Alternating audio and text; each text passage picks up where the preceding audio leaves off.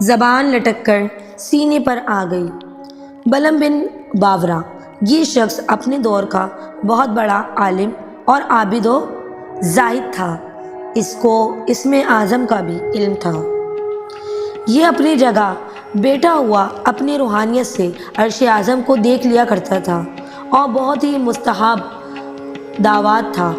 اس کی دعائیں بہت زیادہ مقبول ہوتی تھیں، یعنی اللہ پاک کا بہت عبادت گزار بندہ تھا اور ان کی دعائیں بھی بہت جلدی قبول ہو جایا کرتی تھی۔ اس کے شاگردوں کی تعداد بھی بہت زیادہ تھی۔ مشہور یہ ہے کہ اس کی درسگاہ میں طالب علموں کی تعداد 12,000 تھی۔ اللہ اکبر۔ جب حضرت موسیٰ علیہ السلام قوم جبارین سے جہاد کرنے کے لیے بنی اسرائیل کے لشکروں کو لے کر روانہ ہوئے تو بلم بن باورا کی قوم اس کے پاس گھبراتی ہوئی آئی اور کہا کہ حضرت موسیٰ علیہ السلام بہت ہی بڑا اور نہایت ہی طاقتور لشکر لے کر حملہ آور ہونے والے ہیں اور یہ چاہتے ہیں کہ ہم لوگوں کو ہماری زمینوں سے نکال کر یہ زمین اپنی قوم بنی اسرائیل کو دے دیں۔ اس لیے آپ حضرت موسیٰ علیہ السلام کے لیے ایسی بد دعا کر دیجئے کہ وہ شکست کھا کر واپس چلے جائیں۔ تو یاد رہے آپ لوگوں کو، یہ وہی شخص ہے جس کی دعا رد نہیں ہوتی اور قبول ہو جاتی ہے جب بھی وہاں کے لوگ اس کے پاس یہ فریاد لے کر آئے۔ آپ چونکہ مستجاب دعوات ہیں، اس لیے آپ کی دعا ضرور مقبول ہو جائے گی۔ یہ سن کر بلم بن باورا کانپ اٹھا اور کہنے لگا کہ تمہارا برا ہو، خدا کی پناہ حضرت موسیٰ علیہ السلام اللہ عز و جل کے رسول ہیں اور ان کے لشکر میں مومنوں اور فرشتوں کی تعداد اور جماعت بھی شامل ہیں۔ ان پر بھلا میں کیسے اور کس طرح بد دعا کر سکتا ہوں؟ لیکن اس قوم نے رو رو کر گڑ گڑا کر اس طرح اصرار کیا کہ اس نے یہ کہہ دیا کہ استخارہ کر لینے کے بعد اگر مجھے اجازت مل گئی تو میں بد دعا کر دوں گا۔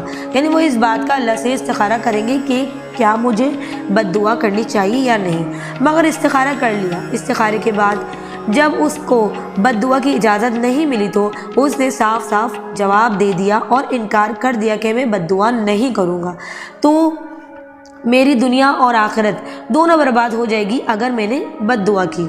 اس کے بعد اس کی قوم نے بہت سے گراہ قدر ہدایہ اور تحائف اور اس کی خدمت میں پیش کیے، یعنی بے شمار در و دولت اور تحائف، تحفے تحائف، بھرپور دولت مال اس کے سامنے پیش کر دیا اور بے پناہ اصرار کیا، یہاں تک کہ بلم بن باورا پر حرص و لالچ کا بھوت سوار ہو گیا اور مال کی جال میں پھنس گیا اور اپنی گدی پر سوار ہو کر بد دعا کے لیے چل پڑا۔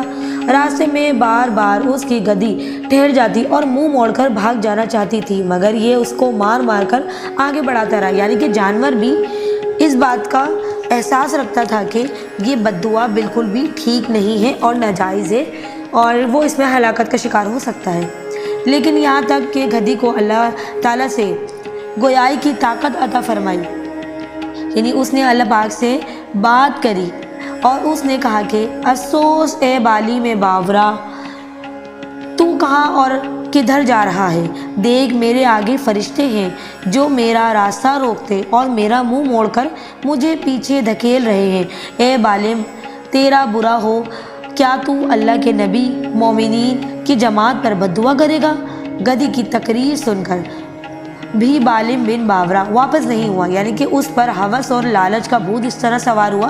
کہاں وہ اتنا معتبر شخص تھا اور کہاں ایک حرص و ہوس کی لالچ میں آ کر وہ اپنا ایمان برباد کرنے کی بے حد کوشش میں لگا ہوا ہے، یہاں تک کہ حسبان نامی پہاڑ پر چڑھ گیا اور بلندی سے حضرت موسیٰ علیہ السلام کے لشکروں کو بغور دیکھا اور مال و دولت کے لالچ میں اس نے بد دعا شروع کر دی۔ لیکن خدا عز و جل کی شان کے وہ حضرت موسیٰ علیہ السلام کے لیے بد دعا کرتا تھا، مگر اس کی زبان پر اس کی قوم کے لیے بد دعا جاری ہو جاتی۔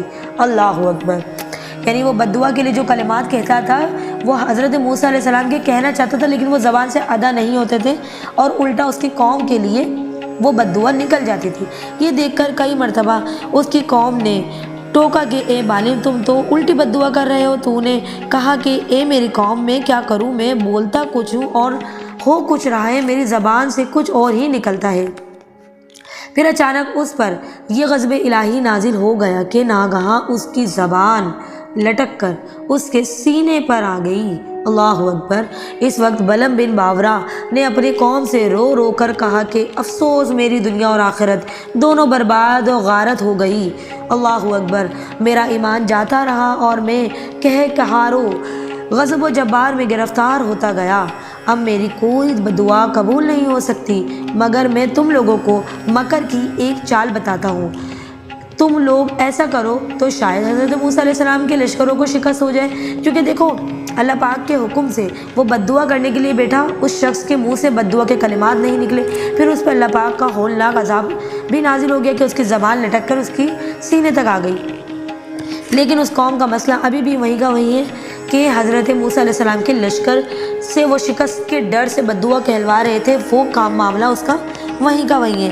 تو اب اس بندے نے سوچا کہ میری دنیا اور آخرت تو ویسے ہی برباد ہو گئی، تو اس نے اپنی قوم کو مکر اور چال کی ایک قسم بتائی کہ تم اس طرح کر لو تو وہ لشکر تباہ و برباد ہو سکتا ہے۔ تو اس نے یہ چال بتائی، تم لوگ ہزاروں خوبصورت لڑکیوں کو بہترین پوشاک یعنی کپڑے اور زیورات پہنا کر بنی اسرائیل کے لشکروں میں بھیج دو۔ اگر ان کا ایک آدمی بھی زنا کرنے پر راضی ہو گیا تو پورے لشکر کو شکست ہو جائے گی۔ اللہ اکبر۔ چنانچہ بلم بن باورا کی قوم نے اس کے بتائے ہوئے مکر کا جال بچھایا اور بہت سی خوبصورت شہزادیوں کو، دوشیزاؤں کو بناؤ سنگار کر بنی اسرائیل کے لشکروں میں بھیجا، یہاں تک کہ بنی اسرائیل کا ایک رئیس ایک لڑکی کے حسن و جمال پر فریفتہ ہو گیا اور اس کو اپنی گود میں اٹھا کر حضرت موسیٰ علیہ السلام کے سامنے گیا اور فتویٰ پوچھا کہ اے اللہ عز و جل کے نبی، یہ عورت میرے لیے حلال ہے یا نہیں؟ آپ نے فرمایا کہ خبردار، یہ تیرے لیے حرام ہے، فوراً اس کو اپنے سے الگ کر دو اور اللہ عز و جل کے عذاب سے ڈرو۔ مگر اس رئیس پر غلبہ شہوت کا ایسا زبردست بھوت سوار ہو گیا تھا کہ وہ اپنی نبی علیہ السلام کے فرمان کو ٹھکرا کر اس عورت کو اپنے خیمے میں لے گیا اور زنا کاری میں مشغول ہو گیا۔ اللہ اکبر۔ اس کا گناہ کی نحوست کا یہ اثر ہوا کہ بنی اسرائیل کے لشکر میں اچانک طاعون یعنی پلیگ کی وبا پھیل گئی اور گھنٹے بھر میں 70,000 آدمی مر گئے اور سارا لشکر تیتر بتر ہو کر ناکام و نامراد واپس چلا گیا۔ اللہ اکبر۔ جس کا حضرت موسیٰ علیہ السلام کے قلب مبارک پر بہت صدمہ پہنچا، یعنی حضرت موسیٰ علیہ السلام کو دل کو بہت ٹھیس پہنچی اس عمل سے۔ بلم بن باورا پہاڑ سے اتر کر مردود اور بارگاہ الہی میں پیش ہو گیا، یعنی وہ اس دنیا فانی سے کوچ کر گیا، مر گیا۔ آخری دم تک اس کی زبان اس کے سینے پر لٹکی رہی اور بے ایمان ہو کر مر گیا۔ اس واقعے کو قرآن کریم نے ان الفاظ میں بیان کیا ہے، ترجمہ کنز الایمان۔ اور اے محبوب، انہیں اس کا احوال سناؤ جسے ہم نے اپنی آیتوں دی تو وہ ان سے صاف انکار کر کے نکل گیا، تو شیطان اس کے پیچھے لگا تو گمراہ ہو گیا، اور ہم چاہتے تو آیتوں کے سبب اسے اٹھا لیتے مگر وہ تو زمین پکڑ گیا اور اپنی خواہش کا تابع ہوا، تو اس کا حال کتے کی طرح ہے، تو اس پر حملہ کرے تو زبان نکالے اور چھوڑ دے تو زبان نکالے۔ یہ حال ہے ان کا جنہوں نے ہماری آیتوں کو جھٹلائے، تو تم نصیحت سناؤ کہ کہیں وہ دھیان کرے۔ اللہ اکبر۔ اس واقعے سے ہمیں یہ سبق ملتا ہے کہ اللہ کے عابد بندے، عالم دین بندے بھی بھٹک سکتے ہیں، اور انسان جو ہے وہ خطا کا پتلا ہے، بس اسے اپنے ایمان کے لیے دعا کرنی چاہیے کہ اللہ پاک اس کے ایمان کو سلامت رکھے اور اسے سلامت رکھے اور ایمان پر خاتمہ نصیب فرمائے۔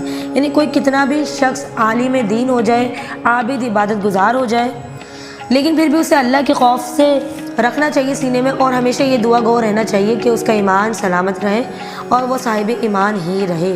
اور آپ نے دیکھا کہ ایک صاحب ایمان شخص کس طرح اس کی زبان لٹک کر سینے پہ آ گئی اور وہ اس کی دنیا اور آخرت دونوں ہی برباد ہو گئی۔ اللہ پاک سے ہمیں دعا کرنی چاہیے، اللہ پاک ہمیں ان اعمال سے بچائے جن سے وہ اللہ کی ناراضگی کا شکار ہو جائے۔ اللہ پاک ہم سب کی حفاظت فرمائے، آمین ثم آمین۔ اگر آپ کو میری ویڈیو پسند آئی ہے تو پلیز میرے چینل کو سبسکرائب کر لیں۔ اس طرح آپ کو اسلامک ویڈیوز، اسلامک واقعات بیک ٹو بیک ملتے رہیں گے۔ بیل آئیکن کو پریس کرنا نہ بھولیے گا، اس طرح آنے والی ویڈیوز کے نوٹیفیکیشن ملتے رہیں گے۔ اگر آپ کو ویڈیو پسند آئی ہے تو پلیز کمنٹ باکس میں اپنی رائے کا اظہار کیجیے گا اور ویڈیو کو لائک ضرور کیجیے گا۔ ملتے ہیں نیکسٹ ولاگ میں۔ اوکے بائے، ٹیک کیئر، اللہ حافظ۔